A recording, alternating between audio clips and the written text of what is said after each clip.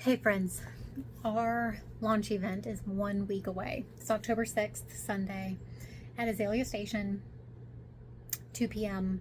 It'll probably go until about 4:30 p.m. I'm really excited to see everybody in person, the people that can make it, the people that are bringing other business owners in your network, neighbors of your shop, people that you work with through social media or you have met online in other avenues. Thank you for bringing them. It means so much to us to grow as a group.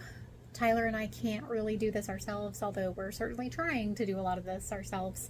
I think that everybody who's been here early, been here so far, you guys don't know how much it means to us to have your support and to have you shouting from the rooftops about what we're doing, because every little bit helps, and it feels good to have people that can help us believe in this.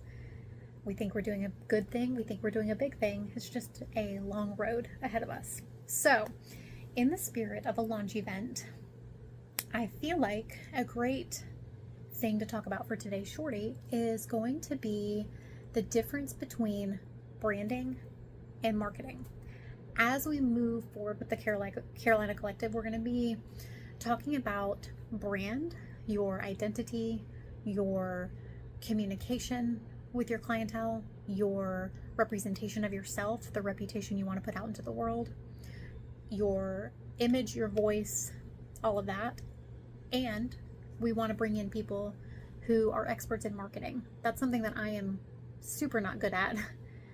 But marketing is actually going to be the tangible things that you're putting out into the world, the avenues that you're creating for your consumer to connect with you. So with those two things in mind, I have been reading this book called The Brand Flip. It's probably backwards to you. This is by Marty Neumeier, and I would say I'm about halfway through it. And it reinforces everything that I've thought about branding from the get-go.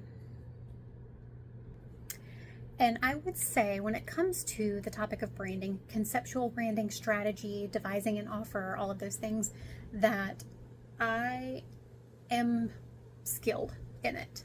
Now, when we do the Carolina Collective and all of its related offers, Tyler and I have been very specific to not say that we are experts in everything. We're not business coaches. We are not here to portray that we are experts in everything, because we're certainly not. There are a few things through running my various businesses that I have become good at, and there are a few things that I might be a step ahead of other people in, and I can offer my experience. And there are going to be things that I am definitely steps behind on, and that I would love to network with you all and learn for the sake of my growth. So Tyler would say the same thing. His thing is going to be finance, business strategy. He's great with both of those things. He's great with like mental wellness in the business space, like helping you keep your head straight. And I lean much more into offers, client relations, and strategy when it comes to brand voice. So let's talk about the concept of branding and how I feel that the majority of business owners don't use the word correctly. I have come across very few people who use it correctly, and when I ask them about it, they acknowledge that they've done research on the definition of branding. When people throw that word around, it's because they just haven't really had the chance to dig into what it means. Why do we care? We care what branding is because when you address your branding from a conceptual standpoint, you actually are paying attention to a new dynamic within your business that will help you to gain clients easier and for clients to be more loyal. This really does matter. This is a totally separate concept from marketing. So, in my opinion, branding is going to be the personality, reputation, and the gut feeling that is left with the client. We're really describing overall the personality of your business. You have your business, which is the product or service that you offer, the brief description of the product or service that you offer. You have the business model, which is going to be the operations. You have the brand, which is going to be the culture and the personality and the reputation that it leaves behind. Then you have marketing, which is actually the output, what you are physically putting out into the world to get the attention. These are very different things. So let me read something from this book. So Marty says, the old model of branding was based on the logic of factory management. The company would create a brand, the brand would attract customers, and customers would support the company through repeat purchases, hopefully. There is a new model, hence the brand flip. The new model is similar, but with one important difference: the order of events. Instead of creating the brand first, the company will then create customers through their product and social media, and then the customers will create the brand through their purchases and advocacy. The brand will sustain the company through customer loyalty. This model takes into account a profound truth. A brand is not owned by the company, but by the customers who draw meaning from it. Your brand is not what you say, it's what they say that it is. So I would like to describe something that really helps me make sense of this. I, as a human, was given a social security number. I, as a human, have a personality. This is weird. It works, just to roll with me. I have a personality. I am bubbly, energetic, a little introverted at times. I am friendly. I'm helpful. I really love to help and support people, etc. I can go on down the line. As far as what I really like the Jeep brand. I really like coffee. I really like dogs, and I love to be outside. Okay. Your business has its own social security number. It has an EIN number. Your business also has a personality. How do we determine what that personality is?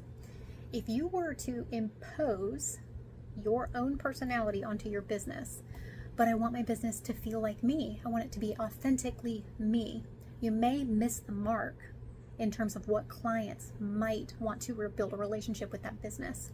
Here's an example. In my real estate business, I cater to custom home build clients.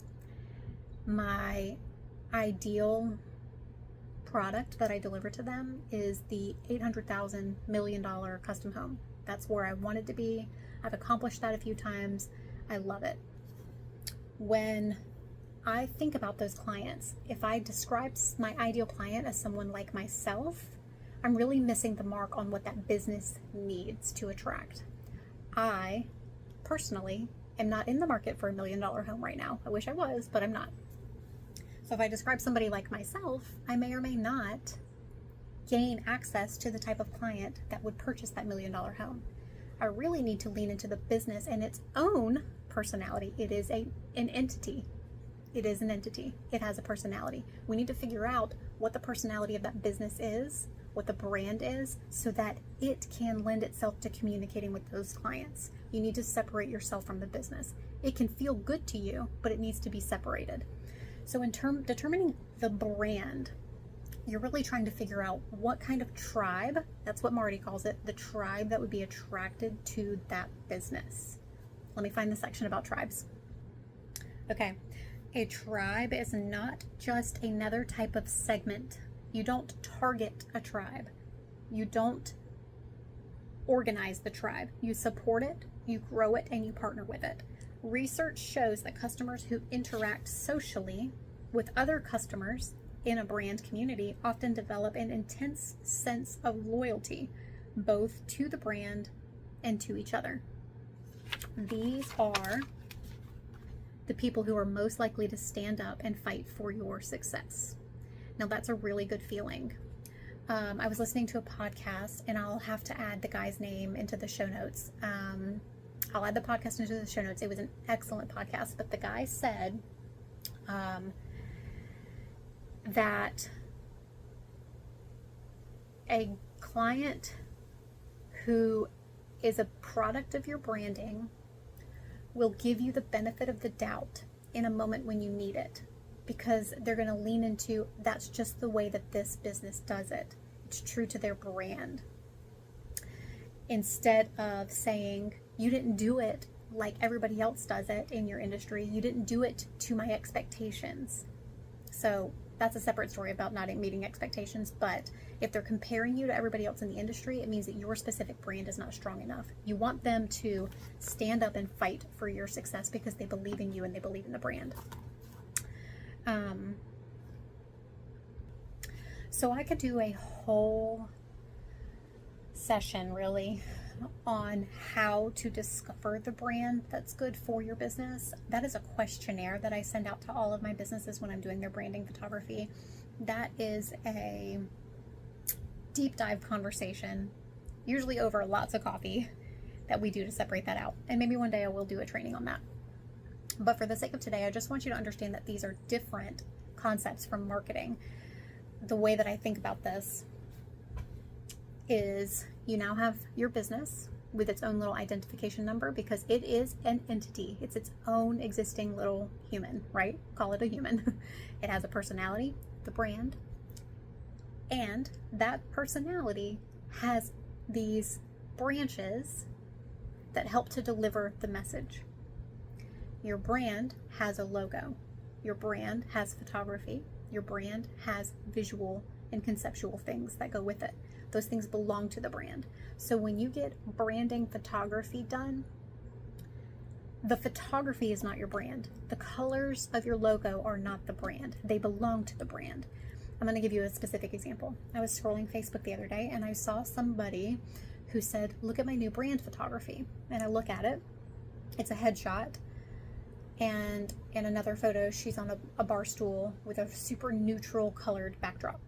She's wearing plain clothing, nothing that's really going to tell me about her personality, tell me about the business's personality, or nothing that lends itself to a brand, except for maybe if the brand was historically very bland, monotone, didn't have too much character to it, then it would be true to the brand.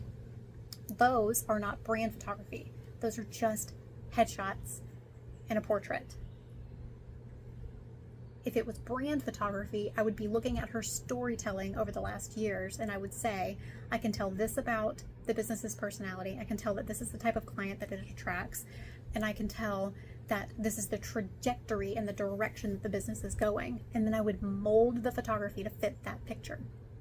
The same thing with a logo, the same thing with your website, the same thing with the text that you use on all of your captions, on all of your descriptions, on all of your marketing materials. Those things belong to the brand. So the big question you should always be asking yourself, in your personal life, does buying this car feel good to my personality? Does it suit me?